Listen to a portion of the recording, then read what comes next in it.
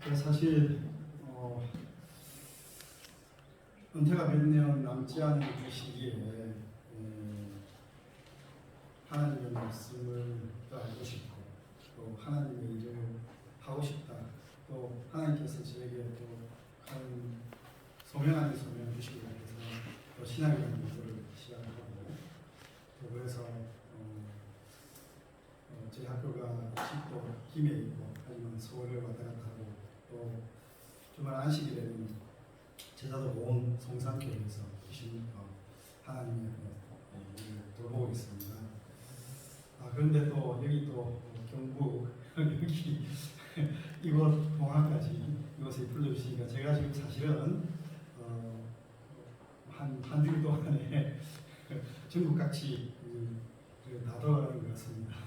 서울에서부터 부산에서부터 전라도 고흥으로 또 고흥에서 다시 김해로 김해에서 다시 또 이곳 이렇게 왔습니다. 아무튼 부족한 저를 이렇게 불러주셔서 감사합니다.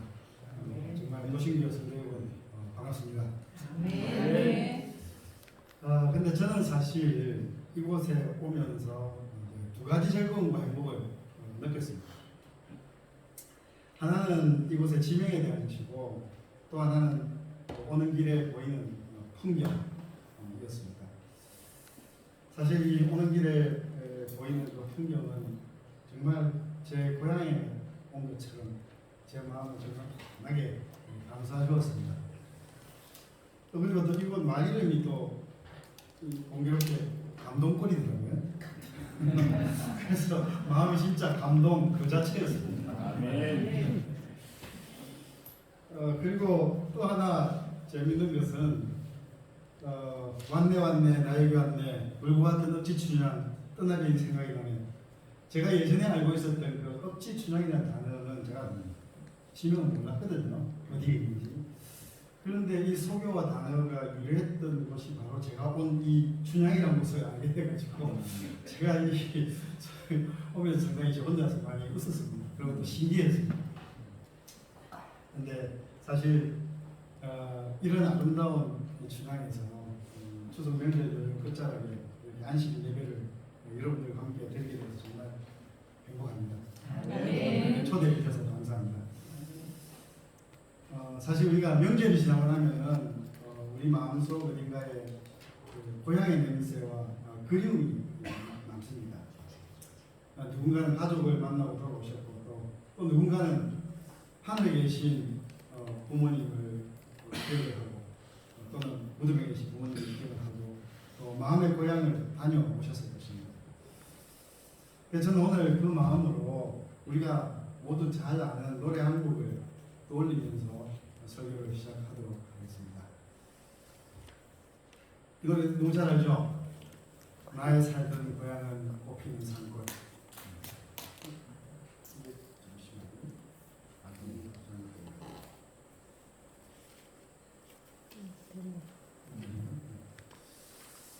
나의 살던 고향은 꽃피는 산골, 복숭아꽃 살던 곳 아기진들네, 울긋불긋 꽃대걸 차린 동네, 그 속에서 놀던 때가 그립습니다. 너무 잘 알고 있죠, 그죠? 이것은 우리가 너무 잘 아는 고향의 봄. 이 노래의 작사가는 이원수 선생님이십니다. 그래서 이 시에다가 홍남파 선생님이 곡을 붙인 곡이 바로 이 곡입니다. 근데 놀라운 것은 이 시는 1926년 겨우 15살 소년이 쓴 시입니다. 어린 나이에 사실 적어서 그런지 정말 말도 어렵지 않고 담백합니다. 그래서 어쩌면 그 마음으로 들어온지도 모르겠습니다. 사실 이 노래는 우리가 1970년대 이후에 남북 이산가족 상봉자리에서 남과 북의 사람들이 이 노래를 함께 뜨겁게 불렀었죠. 그런데 저에게도 잊지 못할 순간이 있습니다. 1980년대 말 제가 일본 유학 시절입니다. 정말 배고프고 외로울 때면 자주 찾아갔던 그런 곳이 뭐냐면 일본 오사카에 있는 츠루아시라는 곳입니다. 이게 저라시라는 곳이 이게 1900 이게 50년 60년대 70년대의 어떤 그 저라시 문화입니다. 좀 이상한 글이 있습니다. 죽음의 신척 알겠습니다. 이게 좀 괴로운 글자입니다. 괴뢰 한국 조선으로 고치자. 그러니까 뭡니까? 조총련을 고치자는 그런 것이 바로 저라시라는 것이었습니다. 그것이 지금 현재의 모습은 이렇게 변했습니다. 그 옛날 일본에서 사실 백정으로 불리면서 멸시받던 사람들이 모여 살던 마을이 바로 이 저라시라는 마을입니다. 그래서 전쟁과 시민의 시대에 강제로 떠나온 조선인들은 조센증이라고 불리면서 무시를 견디고 돌아가고 싶어도 돌아갈 수 없었던 마음을 품고 정착해왔던 자리가 바로 이 마을입니다. 당시에 한국으로 돌아갔던 일부 사람들이나 학생들이 북한의 간첩으로 몰려가지고 엄청난 고초를 겪는 현실도 있었습니다. 그러한 현실을 한탄하면서 고향을 그리워하는 마음을 담아서 고향의 봄 노래를 정말 많이 불렀다고 합니다. 저는 그 저라시 골목의 좌판 꿀고기집에서 예전에 하나님 믿지 않을 때였습니다. 사장님과 손을 꼭 잡고 이 노래를 정말 목 놓아 불렀던 기억이 있습니다. 저는 그때 마음 깊은 데서 정말 물컥 치밀어오는 그런 마음을 느꼈습니다. 사실 그 노래는 한 나라의 옛 노래가 아니라 사랑을 부르는 노래였기 때문입니다. 사실 고향의 봄 노래는 길지 않습니다. 그러나 우리를 금세 돌아가고 싶은 자리로 데려갑니다. 우리 누구에게나 그런 자리가 있습니다. 기대고 마음 놓을 수 있는 자리, 우리는 그 자리를 고향이라고 부릅니다. 그런데 우리는 다 알고 있습니다. 이 고향이, 이 땅의 고향이, 이 세상의 고향이 모든 것을 다 품지를 못한다는 사실을 압니다. 그래서 성경은 이 깊은 그리움을 다른 이름으로 부르고 있습니다. 더 나은 본향, 더 나은 본향이라고 이야기합니다. 땅의 고향을 떠올리면 믿음 안에서는 자연스럽게 하늘의 본향을 생각하게 됩니다. 믿음의 사람들은 그 본향을 바라보면서 길을 걸었습니다. 우리도 그렇습니다. 신앙에서 돌아간다는 말은 결국 하나님께로 돌아간다는 뜻입니다. 여러분, 우리는 재림을 기다리는 교회입니다. 그렇지만 마음이 많이 흔들릴 때가 있죠. 기도 제목이 오래 머물거나 교회 빈자리가 하나씩 늘어날 때, 그리고 예수님의 약속이 선포된 지가 2000년이 지났다는 생각이 들 때 우리는 조심스럽게 이렇게 물어봅니다. 정말 그분은 다시 오시는 겁니다. 정말 그분은 다시 오시는 겁니다. 내가 붙든 소망은 지금도 여전히 견고한가? 아니면 내가 지금 이 기다림이 오늘 나를 과연 붙잡아주고 있는가? 그런 질문들을 합니다. 그러나 성경은 분명히 이야기합니다. 내가 다시 와서 너희를 내게로 영접하리라. 네. 그리고 또다시 우리 교도문에서 읽었듯이 이렇게 이야기합니다. 모든 눈물을 그 눈에서 닦아주시니 다시는 사망이 없고 애통하는 것이나 혹하는 것이나 아픈 것이 다시 있지 아니하리라. 이 말씀에는 우리의 두려움을 넘어서는 따스함과 위로를 주고 있습니다. 아무에게도 말하지 못한 눈물까지 하나님이 아신다는 것, 그리고 끝이 바뀐다는 약속이 때문입니다. 그래서 우리의 마지막은 허무가 아니라 본향의 품이 되는 것입니다. 사랑하는 여러분, 저는 오늘 설교의 시작을 이 한마디로 시작해 보겠습니다. 그분은 다시 오십니다. 아멘. 이 약속이 희망이 되어 우리를 일으키고, 의가 되어 우리를 박세우고, 사랑이 되어 우리를 데리러 오심을 찬찬히 그리고 함께 걸음 맞춰서 나눠보도록 하겠습니다. 여러분, 사람은 누구에게나 마음에 돌아가고 싶은 자리가 있다고 말씀드렸습니다. 믿음의 사람에게 그 자리는 과거의 풍경이 아니라 하나님께로 이어지는 길입니다. 그 길의 이름이 바로 번향, 그 길을 비추는 불빛이 바로 희망인 것입니다. 주님은 약속하셨습니다. 내가 너희를 위하여 거칠을 예비하노니 어떻게 해요? 내가 다시 와서 너희를 위하여 영접하리라. 여러분, 이 약속은 부활의 아침에 더 힘을 얻었습니다. 무덤은 닫히지 못했고 생명은 다시 일어났습니다. 그래서 우리의 소망은 부활에서 시작되어서 다시 오실 그 주님 안에서 완성이 되는 것입니다. 분명히 부활하신 주님은 하늘로 오르실 때 천사에게 이렇게 정언했습니다. 가신 대로 오십니다. 그렇습니다. 우리의 기다림은 분명히 헛되지 않습니다. 그분은 떠나셨지만 그 약속은 우리 곁에 남아있습니다.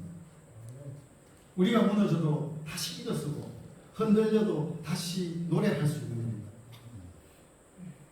희망은 마음을 다독이는 말에서 멈추지 않습니다. 희망은 사람을 다시 일으켜 주는 겁니다. 쓰러졌던 자리에서 다시, 식었던 마음에서 다시, 끊어진 관계에서 다시, 부활의 생명이 우리 안에서 조용히 다시라는 단어를 만들어내는 것입니다. 제가 좋아하는 김준태 시인의 시를 소개해드리려 합니다. 참으로 제가 좋아하는 구절입니다. 고향에선 눈 감고 뛰어도 자빠지거나 넘어질 땐 흙과 풀이 안아준다. 흙과 풀이 안아주는데 자빠지더라. 그렇습니다. 넘어져도 받아주는 자리, 울어도 품어주는 자리, 그 자리가 바로 우리 신앙의 본향인 것입니다. 하나님은 지금도 그 품을 예비하고 계십니다. 그래서 우리는 오늘도 기다릴 수가 있는 것입니다. 사랑하는 여러분, 재림의 희망은 먼 하늘의 소식만 합니다.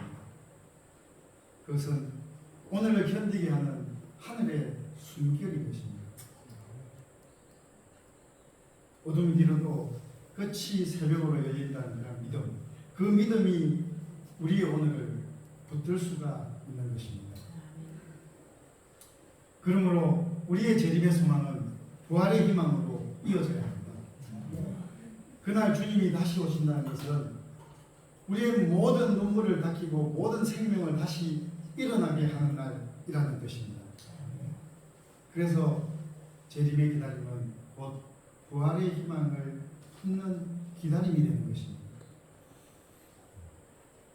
그러니 우리는 이렇게 다짐하면서 살아야 하겠습니다. 나는 패배도 괜찮습니다.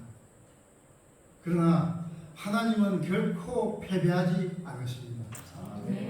하나님은 내가 넘어진 자리에서 다시 시작하시고 끝났다고 여겨지는 순간에도 여전히 일하고 계시는 것입니다. 이것이 부활신앙의 삶, 곧 희망의 재림을 사는 우리 믿음의 식구들의 태도가 되어야 하는 것입니다. 세상은 결과로 거쳐나갑니다. 그렇지만 하나님의 끝에서는 새벽을 여십니다. 그래서 우리는 절망 속에서도 고개를 들고 기도의 손을 놓지 않고 어두운 밤에도 빛을 발합니다. 왜냐하면 그분이 다시 오시기 때문입니다. 사랑하는 여러분, 그 약속을 믿는다면 오늘 우리의 하루도 다르게 살아야 되지 않겠습니까? 절망의 벽이 앞을 가로막을 때 희망의 손을 쭉 내밀고 그 긴 마음을 일으켜 세우고 담대하게 일어서서 맑고 따뜻하게 살아야 합니다. 이것이 바로 희망의 재림, 곧 부활신앙의 실천이 되는 것입니다.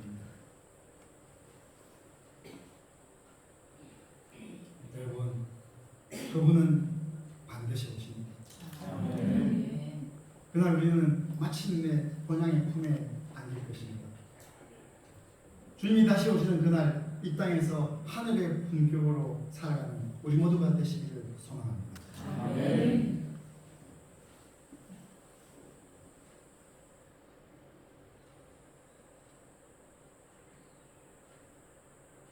사랑하는 도시민들 여러분, 조금 전에 우리는 본향을 그리워하면서 고백했습니다. 그분은 다시 오십니다. 근데 사실 이런 고백을 마치고 나서 자리에 앉으면은 마음 깊은 데서 이런 이상한 말이 슬며시, 이상한 생각이 슬며시 올라옵니다. 왜 나는 이렇게 힘들게 살아야 되지? 왜 나만 이런 고생을 하지? 아무도 내 말을 들어주지 않는 것 같아요. 사실 모두 그렇습니다. 남의 잘못인데 내가 욕을 먹을 때도 있고, 누구보다 열심히 일했는데 아무도 알아주지 않을 때가 있습니다. 또 정직하게 살았지만 돌아오는 건 손해보는 날도 있습니다. 그래서 끝내는 이런 말을 하게 됩니다. 하나님, 이건 너무 억울합니다. 이건 아니잖아요.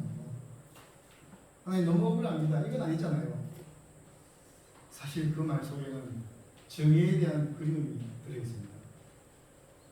옳은 건 옳다고 말할 수 있는 세상, 잘못엔 책임이 따르고 가난하고 약한 사람도 무시당하지 않는 세상, 그것이 바로 우리 모두가 꿈꾸는 세상입니다. 하지만 현실은 자주 거꾸로 그럽니다.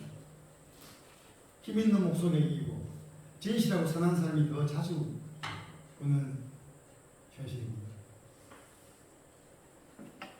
그렇지만 그 마음 우리 주님은 모르지 않습니다.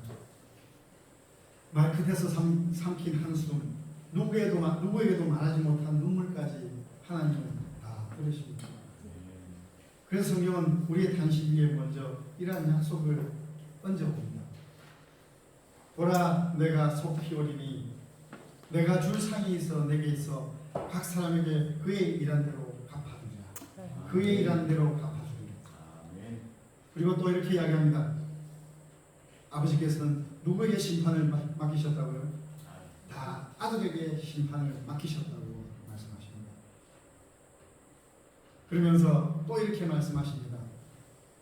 정하신 사람을 하여금 천하를 공의로 심판하를 작정하셨다고 이렇게 말씀하십니다. 그렇습니다. 심판의 재림은, 의의 재림은 겁을 씌우는 그런 채찍이 아닙니다.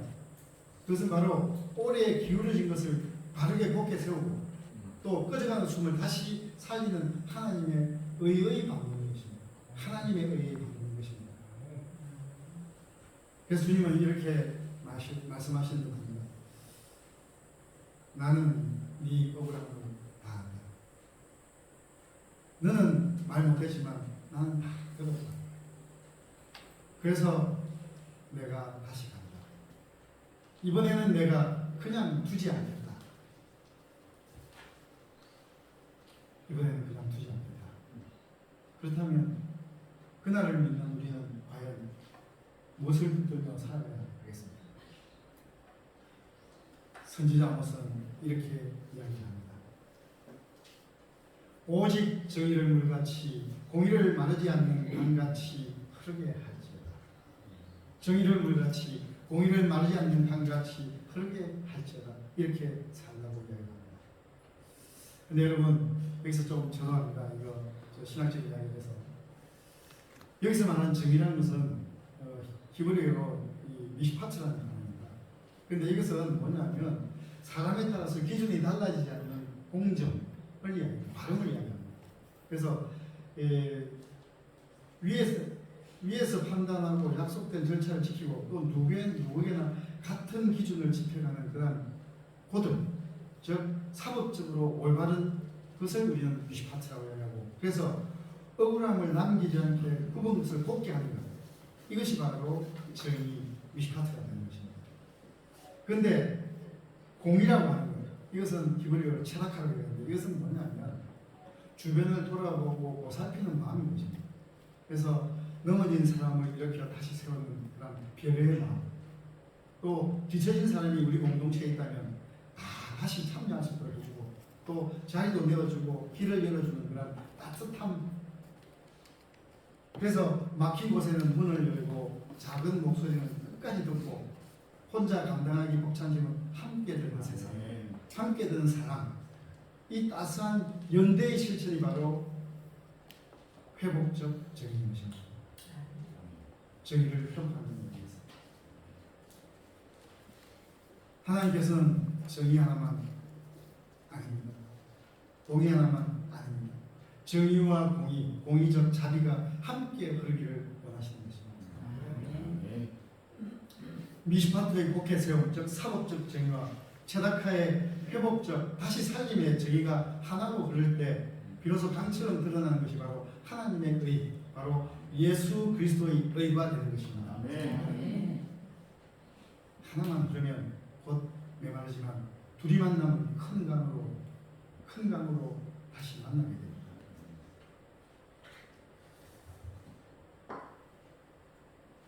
여기 어딘지 아시겠습니까? 하집사님? 저하고도 같이 갔었는데 소수합니다. 이것은 그 양수리에 있는 그 두물머리라고 합니다. 그 두물머리를 한자로 하면 그 양수리가 됩니다. 양수가 됩니다.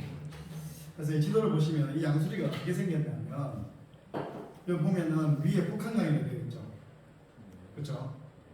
밑에는 남한강 되어 있죠. 그죠? 그래서 북한강과 남한강 이 두 물이 각자 길을 흘러서 마주치면 바로 한강이 됩니다. 그래서 그 둘이가 만나는 그 자리를 우리는 두물머리라고 얘기합니다. 맞습니다. 두 강이 두물머리에서 하나의 큰 강이 되듯이 정의의 물길과 공의, 자비의 강물이 바로 그리스도 안에서 하나가 됩니다. 그 만남의 머리, 의의 두물머리가 바로 예수 그리스도이신 것입니다. 아멘. 여러분, 예수 그리스도 그분은 하늘의 영광을 비우시고 우리 가운데 오셨습니다. 죄는 죄라고 분명히 하셨습니다. 공정의 진리가 무너지지 않게 하셨습니다. 그렇지만 상한 갈대는 꺾지 않으시고 꺼져가는 심지는 끄지 않으셨습니다. 사람을 다시 살리는 자비를 놓지 않으셨던 것입니다. 그 절정이 바로 십자가와 부활인 것입니다. 십자가에서 하나님은 죄를 결코 가볍게 여기지 않으셨고 부활해서 하나님은 꺼진 생명을 다시 일으키셨습니다. 진리의 고등과 자비의 따뜻함이 바로 그분 안에서 하나가 되었던 것입니다. 그래서 우리는 이렇게 고백할 수 있는 겁니다. 예수님은 바로 믿음으로 말미암는 의의 표본이십니다. 예수님은 믿음으로 말미암는 의의 표본이십니다. 그리고 그분은 분명히 시작하신 하나님의 의를 완성하기 위해서 분명히 다시 오십니다. 이것이 우리가 기다리는 심판의 제도입니다. 사람을 무너뜨린 날이 아니라 오래 기울어진 것을 굳게 세우고 마른 자리에서 생명이 다시 흐르게 하시는 날, 그날입니다. 그렇다면 오늘 우리 하루는 어떻게 달라져야 할까요? 우리는 사실 때로 이런 말에서 죄송합니다. 중요하지 않다는 말은 아닙니다. 안식일 잘 지키고 예배 빠지지 않고 시비금 잘 내고 성경 무작정 안 읽고 화이색 글 손에 쥐고 있고 그러면 모든 게 구원이고 모든 게 다 된 줄 압니다. 그것은 자기 만족입니다. 자기 교만입니다. 그래서 성경은 이렇게 꾸짖습니다. 이 금식이 나를 위하여 한 것이냐. 너희가 먹고 마실 때 그것은 너희를 위하여 먹고 너희를 위하여 마시는 것이 아니냐라고 성경은 이렇게 얘기합니다. 그렇습니다. 공의가 빠진 예배와 신앙은 그냥 교회의 마당만 밟는 일에 불과합니다. 이제 예배당 밖에서의 공의의 삶과 실천이 시작되어야 합니다. 배려가 습관이 되고 사람을 억제하는 음성이 우리의 많이 되어야 합니다. 또 우리의 식탁은 우리만의 잔치가 아니라 이웃의 슬픔과 고통을 함께 올리는 자리로 바뀌어야 하는 것입니다. 네. 안식일의 평안이 이웃들에게 쉬어갈 자리가 되고 또 우리 공동체에게는 함께 드는 위로의 손이 되어야 하는 것입니다. 그럴 때 우리의 안식일은 고백은 다른 날의 정직, 투명한 나눔, 공정한 결정으로 이어지고 아모스의 말씀이 소리에서 물길이 됩니다. 작은 물줄기가 모여 강이 되듯이 우리의 하루가 우리 마을 전체를 적십니다. 하지만 어쩌면 우리 마음은 여전히 이렇게 속삭일지 모릅니다. 오늘 내가 이만큼 바르게 산다고 무엇이 달라질까? 그러나 주님은 아십니다. 내가 하늘이 열린 것을 보니 보라 백마와 벼슬 탄자가 있으니 그 이름은 중심과 진실이라. 그가 어떻게 해요? 공의로 심판하며 싸우시겠다고 얘기했습니다. 여러분, 그날은 어떤 날이겠습니까? 뒤집힌 말이 바로 서고 빼앗긴 자리가 제자리로 돌아오고 오래 막혔던 대화가 다시 열리는 날, 그날이 바로 예수님께서 오시는 날이 되는 것입니다. 그래서 그 강가에서 우리 예수님은 이렇게 말씀하십니다. 이제 의심하라. 내가 다 들었다. 내가 보았다. 이제 내가 바로잡고 내가 살린다. 사랑하는 여러분, 이것이 바로 심판의 재림, 의의 재림인 것입니다. 재림의 날은 벌만 내리는 날이 아닙니다. 의를 예수 그리스도의 믿음으로 말미암은 의와 하나님의 의를 완성하시려고 다시 오시는 날, 그날 되십니다. 여러분, 그분은 다시 오십니다. 오늘 이 시간 정의를 향한 그리움으로, 공의를 품는 따스함으로, 그리고 의의 두물머리이신 예수님을 따라 본향으로 걸어갈 수 있기를 소망합니다. 아멘.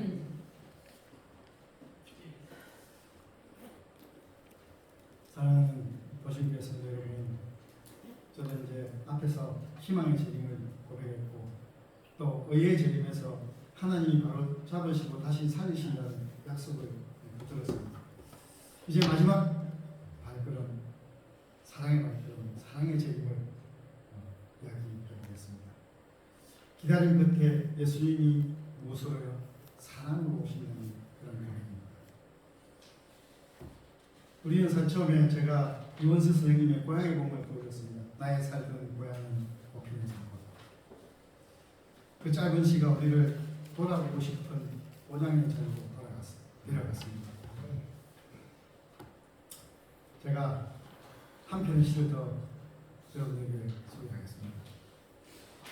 함장님, 이 노래 혹시 아시겠어요? 압니다. 간단하게만 많이 말고.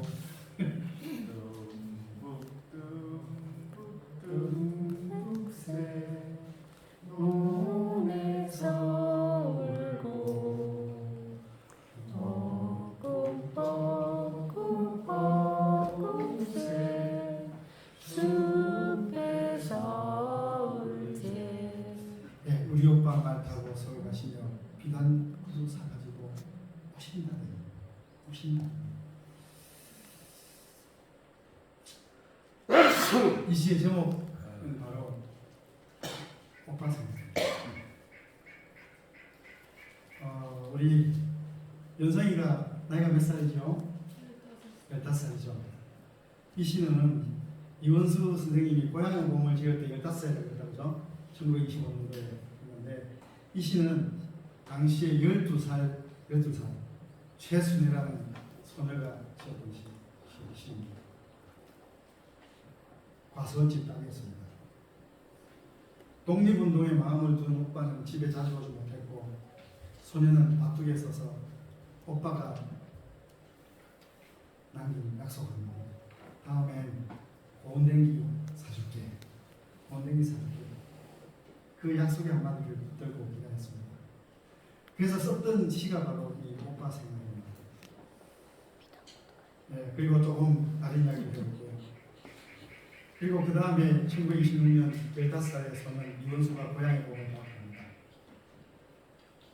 소녀 최순애는 그 시를 읽고 감동하여 편지를 보냈고 두 사람은 서로의 의도도 모른 채 편지를 주고받으면서 약속을 지었습니다. 12살, 15살입니다. 이거 경상도에서는 이렇게 대낮졌다는 여기서 뭐라 그럽니까? 대낮졌다는 표현 아십니까? 저희 부산 저희 남쪽에 대낮졌다는 표현이거든요. 뭐 부뚜막이 먼저 올라간다 그 말을 그런데 그렇습니다. 정말 약속을 키웠습니다. 그래서 두 사람은 팽판한 지 7년 뒤에 수원역에서 만나게 했지만 이원수가 나타나지 않은 겁니다. 안 한 것이 아니라 못한 것입니다. 당시 이원수는 독서회를 통해서 불온한 활동을 했다는 혐의로 일본 경찰에 구속돼서 1년간 감옥에 있었던 것입니다. 그래서 잘됐다 생각해서 부잣집 딸인 최순우 집에서 다른 혼처를 강하게 보냈습니다만 최순우는 결코 기다림을 포기하지 않았습니다.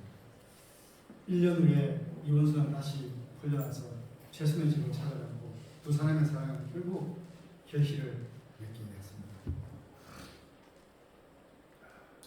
이게 신문 기사입니다. 그래서 두 사람은 1936년 6월에 결혼식을 치르고 행복한 가정을 이뤘던 것입니다. 행복한 가정을 이뤘던 것입니다. 오래 걸려도 결국 서로를 맞아주는 사랑이었던 것입니다. 사랑하는 여러분, 사람의 사랑도 이렇습니다. 기다림이 길어도 약속 하나로 사람을 데려왔던 것입니다. 하물며 우리 주님의 사랑은 어떻겠습니까? 주님이 떠나시는 밤 분명히 이렇게 말씀하셨습니다. 가서 너희를 위하여 거처를 예비하면 내가 다시 와서 너희를 내게로 영접하여 나 있는 곳에 너희도 있게 하리라. 그리고 또 이렇게 말씀하십니다. 너무나 눈물겨운 말씀입니다.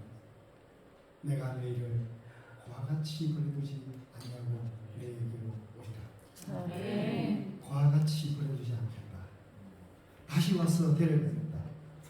여러분, 이것이 바로 사랑의 재림입니다. 우리는 잊어버리고 돌아설 때가 있지만 주님은 잊지 않으시고 우리 쪽으로 다시 오십니다. 그래서 우리는 두려워 기다리는 것이 아니라 준비하면서 기다려야 되는 것입니다. 양을 돌 모든 목자가 새벽을 기다리듯이 메마른 땅이 봄비를 기다리듯이 우리의 소망을 품고 그분이 다시 오심을 기다리는 그러한 사람들이 되어야 되는 것입니다. 앞에서 남한강은 남자를 하나 떼고 북한강은 북자를 하나 떼고 그래서 두물머리에서 뭐가 되었습니까? 한강. 한강이라는 것은 큰 강이라는 뜻입니다. 하나가 되었습니다. 그러면 여러분 조금의 제 감성에서 이야기하는 겁니다. 오해하지 마시기 바랍니다.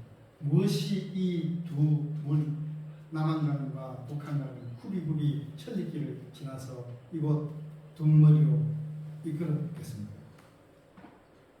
무엇이 있겠습니다. 그것은 바로 그리움입니다. 하나가 되어서 큰 강으로 만나고자 하는 설렘과 그리움 그리고 오랜 기다림이 바로 하나로 만나게 한 것입니다. 그렇습니다. 그리움의 기다림은 길을 만들고 길을 마침내 서로에게로 걸어갑니다. 그렇지만 그리움의 기다림은 그냥 시간이 아닙니다. 그분을 닮아가는 시간이 되어야 합니다. 우리를 버리지 않으신 주님처럼 우리도 누군가를 버리지 않고 끝까지 품어보는 것, 끝까지 품는 것, 그것이 바로 사랑의 기다림입니다.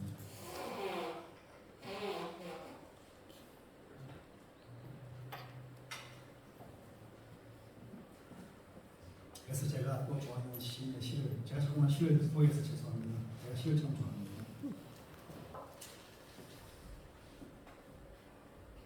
어느 날 당신과 내가 날과 시로 만나서 하나의 꿈을 엮을 수 있다면 나는 기다리리 추운 기록에서.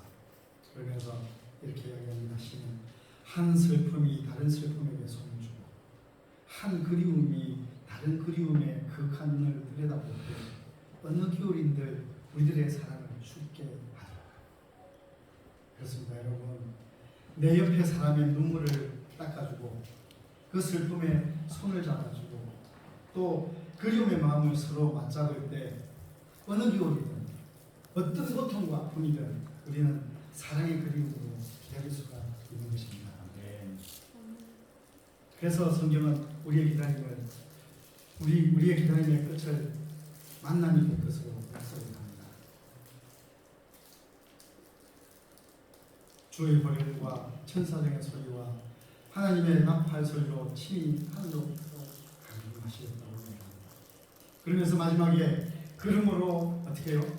이러한 말로 서로 위로하기 위하여. 그렇습니다. 재림의 끝은 두려움이 아니라 바로 위로인 것입니다. 또 위로가 되어야 하는 것입니다. 흩어진 사람들을 품으로 모이고 떨어져 있던 손이 다시 맞잡히는 날. 그래서 우리는 서로에게 말할 수가 있습니다. 조금만 더 가자. 주님이 데리러 오신다. 한 소녀가 약속 한마디를 붙들고 기다렸던 이야기를 여러분 들으셨습니다. 우리에게는 그보다 더 확실한 약속이 있습니다.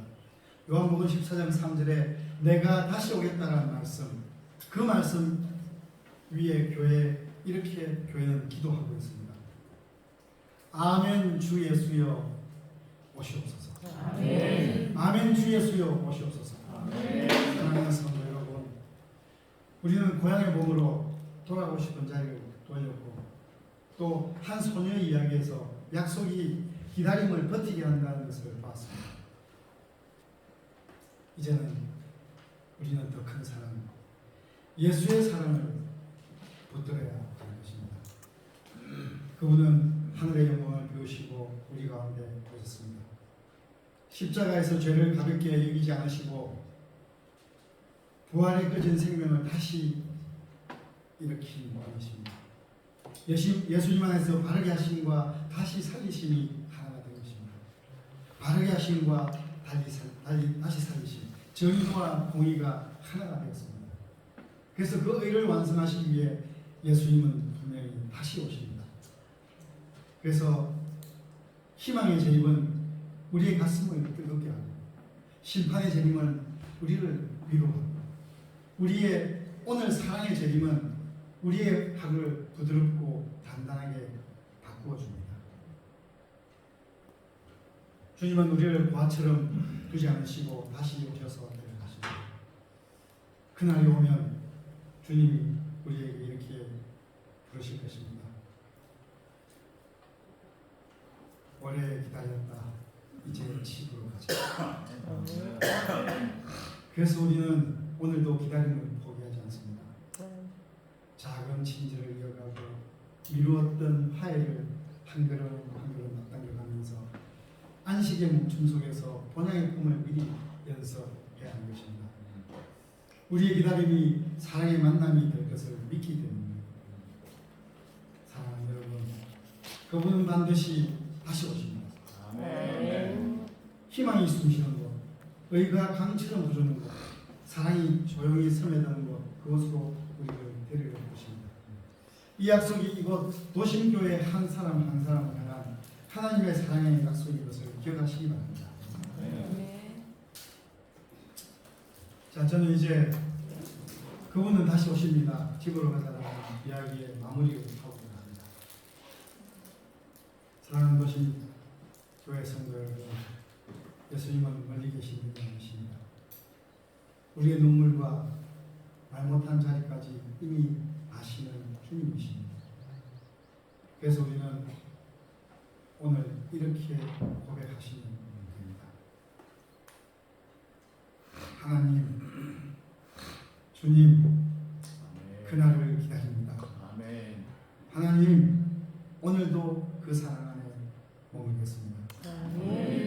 우리 같이 외쳐보겠습니다. 시작.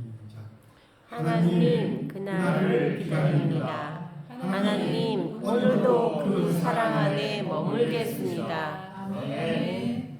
주님은 이 조용한 고백을 들으시고 우리의 흐름을 붙드십니다. 우리의 하루하루가 본향을 향한 걸음이 되어서 때로는 느리고 때로는 어둡지만 그 길의 끝에서 우리는 반드시 그리운 예수님의 얼굴을 마주하게 될 것입니다. 여러분, 그분은 오십니다. 반드시 오십니다.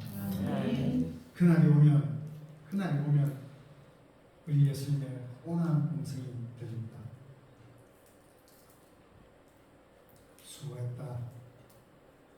수고했다. 이제 가자. 나와 함께 집으로 가자. 나와 함께 집으로 가자.